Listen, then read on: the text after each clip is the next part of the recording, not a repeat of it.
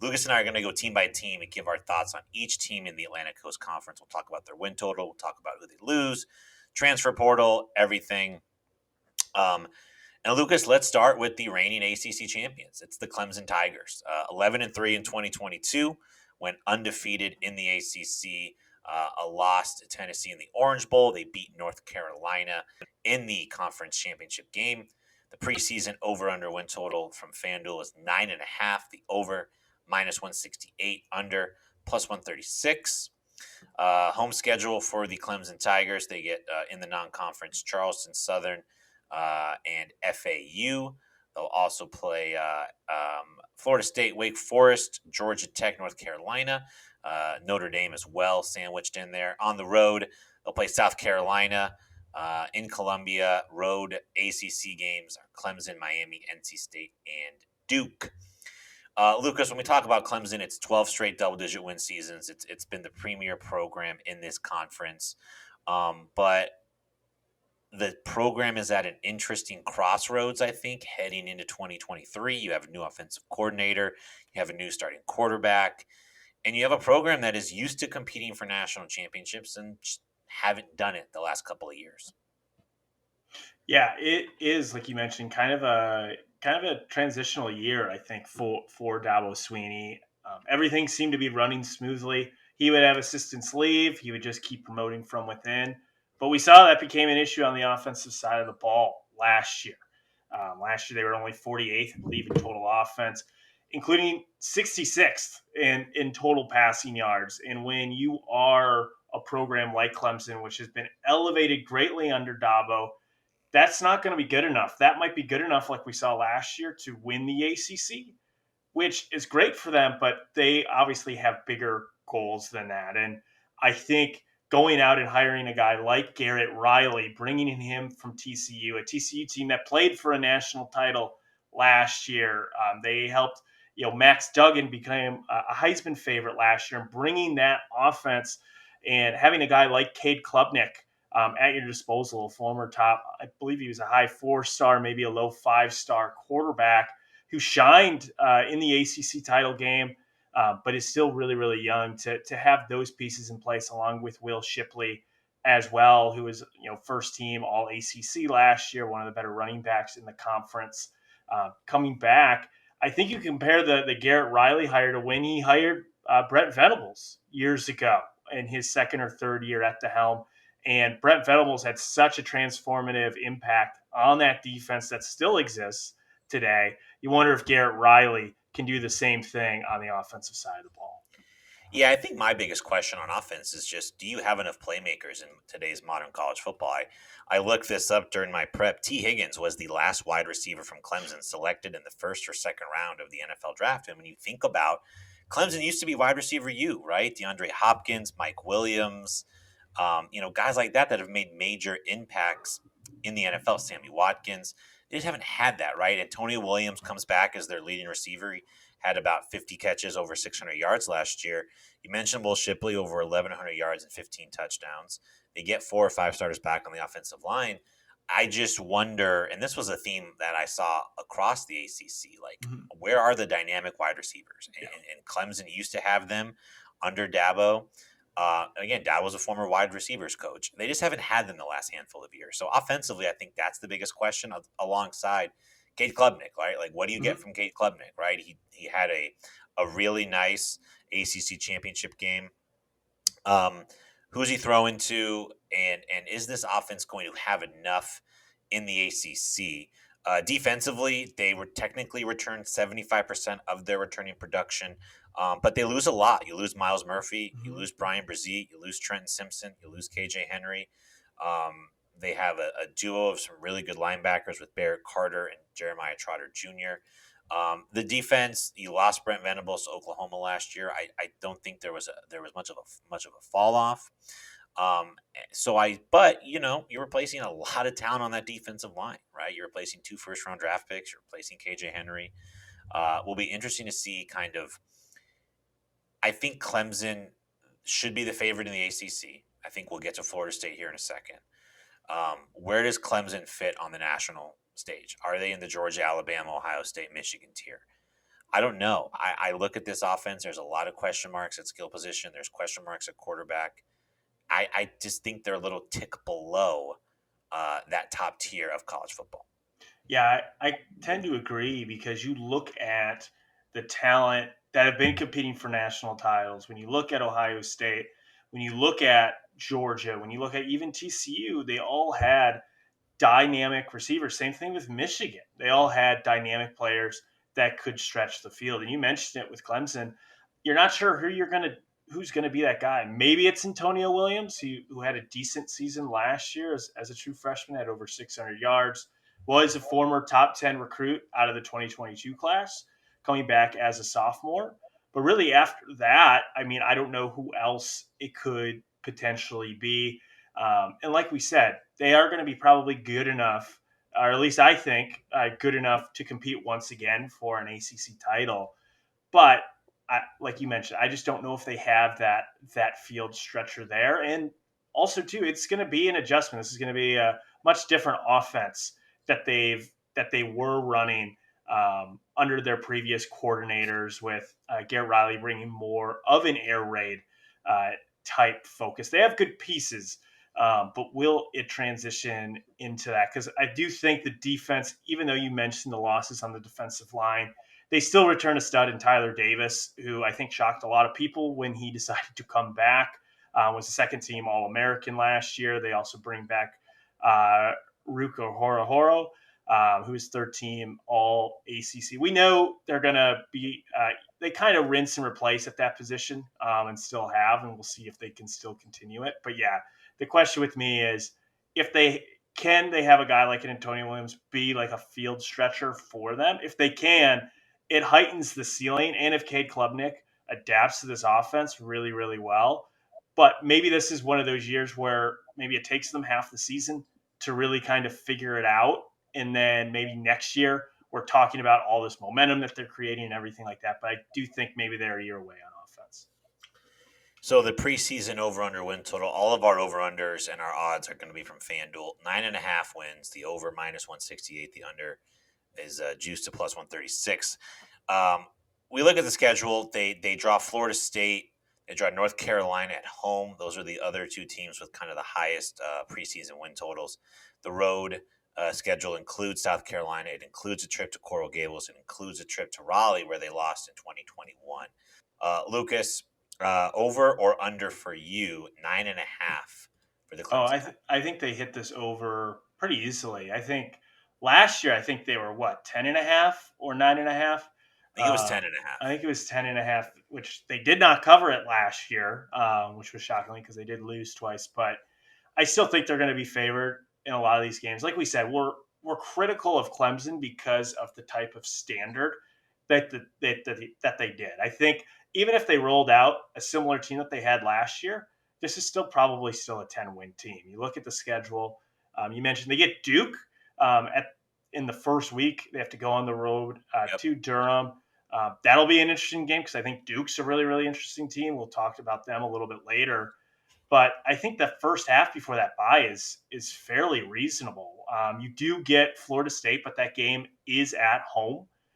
And the great thing is, with the new structure in the ACC, there are no divisions. So they could even lose that game to Florida State and potentially play them again in the ACC title game.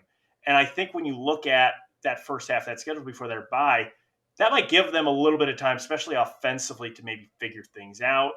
Florida State's probably really the only tough team where they're going to have to score a lot in that game in order to win. But then the back half does get tough. You start at Miami, at NC State versus Notre Dame. And then you get first Georgia Tech and North Carolina, South Carolina. But like I said, probably they're going to be favored in probably at least 10 or 11 of these games. Yeah. I still really like them. I think defensively they're still going to be really, really strong. And I think kind of the easier part of that first half of that schedule might help them kind of develop an identity offensively. So I'm going to go over 9.5. I think minimum this is a 10-win team. Yeah, again, like I said earlier, 12 consecutive double-digit win seasons for Clemson. I think the schedule, like you said, sets up favorable. You get Florida State, Notre Dame, and North Carolina at home. Your toughest road game. It might be Duke week 1. Mhm. Might be Miami. Might be NC State. But I think regardless, getting Florida State, North Carolina, and Notre Dame all in Death Valley, I think is a coup for a coup for Clemson. So I'm going to go over with them as well. So we are both over on Clemson. Now let's get to, I think, who many people believe is their biggest competition in the ACC. It is the Florida State Seminoles, a 10-win season for Mike Norvell in year 3 in 2022. They capped it off with a victory in the Cheez-It Bowl over Oklahoma. When we look at the schedule for Florida State, they do have a week 0 game. They'll play Duquesne. They'll play LSU week 1 in Orlando. We mentioned that game a handful of weeks ago as one of the more intriguing non-conference games of the season. Other non-conference games for Florida State, both of them will be at home, Louisiana and the University of Florida. In the ACC, they'll go on the road to Boston College, Wake Forest, Clemson, and Georgia Tech. I'm sorry, that's their home schedule. They'll host Boston College, Wake, Clemson, Georgia Tech. On the road, Louisville, Miami, NC State, and Syracuse. Lucas, Florida State's kind of been transfer portal U. They had the 6th-ranked portal class in 2023. When we look at some of the players on this team, Jordan Travis, Trey Benson, Johnny Wilson, Jared Verse, Fabian Lovett, Keon Coleman, Jeremiah Byers, Ventrell Cypress, in addition to many more. Mike Norvell has really retooled this roster with the transfer portal. It was an impressive season for them. They started 4-0. They lost 3 in a row. They ended the year winning 6 in a row. Will be one of the hypiest teams heading into 2023. I think a team will be on a lot of kind of playoff dark horse, articles, and the preseason over/under win total is 9.5. What are your thoughts on Mike Norvell's Florida State Seminoles? I really, really like Florida State this year, and you can call me a bandwagon for jumping on what a lot of people have already said. But like you mentioned it, the roster building that he has done in these 3 or 4 years has been incredible. I don't think there's been a better team that has done a better job talent evaluating out of the portal. Pretty much most of the guys that they got have turned into not just good role players and depth, but guys that are extremely good impact players. You talk about like Johnny Wilson, came from ASU, wasn't a super highly productive wide receiver. He ends up having almost 900 yards receiving, averaging over 20 yards per catch. Jared Verse came from the University of Albany at FCS last year. Could have probably been a first-round pick had he had left.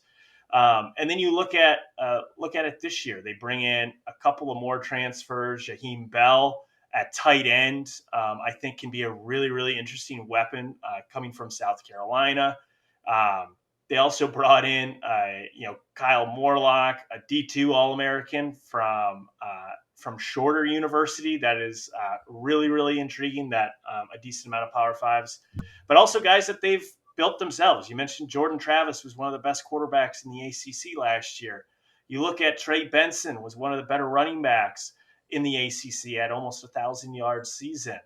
And then you mentioned Keon Coleman, but I think the biggest difference in this team, and because it was a problem that had plagued Florida State for years, and that was their offensive line play. Really the last, 4 or 5 years, that's probably been the biggest weakness for this offense. And now it might arguably be a strength in one of the better offensive lines in the ACC. They had multiple all ACC players last year that are back. I think they have it's 208 total career starts on that offensive line. It's the most ever, I believe, for an offensive line unit, at least since they've been keeping kind of that stat for career starts. And they brought in a couple transfers there. Jeremiah Byers was one of the most sought after tackles in the transfer portal. He was first team All-Conference USA at UTEP. They also brought in Casey Roddick at left guard, who started over 30 games at the Power 5 level at Colorado. And they can probably rotate, probably close to 10 guys on that offensive line. So I think it's there. And then we mentioned kind of the defense also just vastly improved. You hit on really in the secondary, they did lose a lot, but they brought back arguably the best DB in the transfer portal in Ventrell Cypress, who led the ACC in pass breakups last year. So I think it's been a combination of because they haven't had super high recruiting classes. The highest one Norvell had is ranked 20th, but they've shown that you can, if you really, really talent evaluate in the portal, you find good fits, you can really supplement your roster really, really well. I think it's tells a tale of kind of how modern roster building is Yeah. happening in college football. 100%. When you look at returning production, Bill Connolly from ESPN puts out his list of kind of who has the most stats kind of coming back, right? Tackles and receiving yards and passing yards. Florida State's number one, 87% returning production, including 94% on defense. That is number one among Power 5 schools. Lucas mentioned a lot of them, right? It's Jared Verse. It's ACC Rookie of the Year Patrick Payton. It's Fabian Lovett, who they get back after an injury filled last season. And then the transfers, right? Brandon Fisk from Western Michigan, Gilbert Edmond from South Carolina, Darnell Jackson Jr. from Miami, Ventrell Cypress, a number one cornerback in the transfer portal. This team, and by the way, Lucas, we haven't mentioned Jordan Travis. Yeah. Right, who threw for over 3,000 yards, 24 touchdowns, completed over 64% of his passes last year. He's a Heisman dark horse, right? If you're looking at a trendy, longer-ish shot Heisman candidate like Jordan Travis, he's got a big game week 1. We've talked about before, like a lot of Heisman winners will use a big national stage in week 1. He plays LSU. Listen, Trey Benson almost ran for 1,000 yards, the former Oregon transfer. They've got really good receivers and tight ends. Lucas mentioned the offensive line.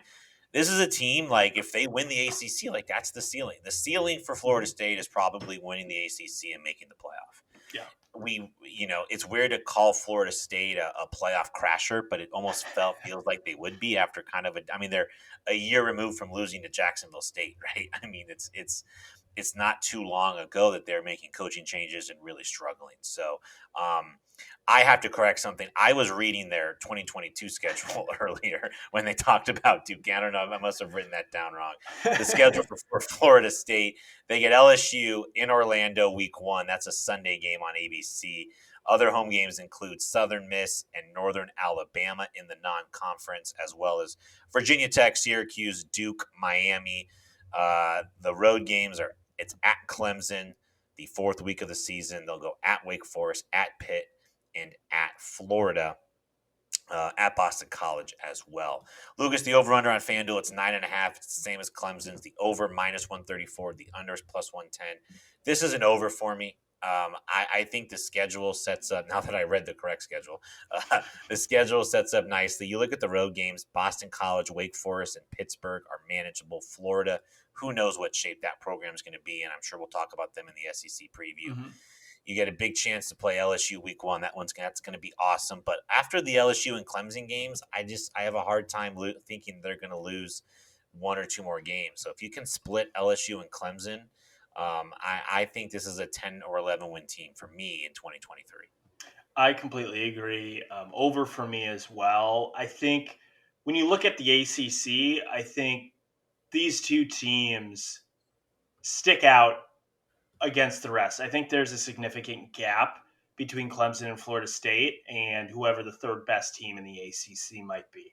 Now, that could be a complete surprise, and maybe another team kind of creeps up there during the year, but just on paper, I think these two teams will dominate this conference. And that's why I'm going with over, because I honestly think, looking at both their schedule, especially in ACC play, I think the only two teams that could beat either of these two teams is the only team that I think really in the ACC that could beat Florida State is Clemson.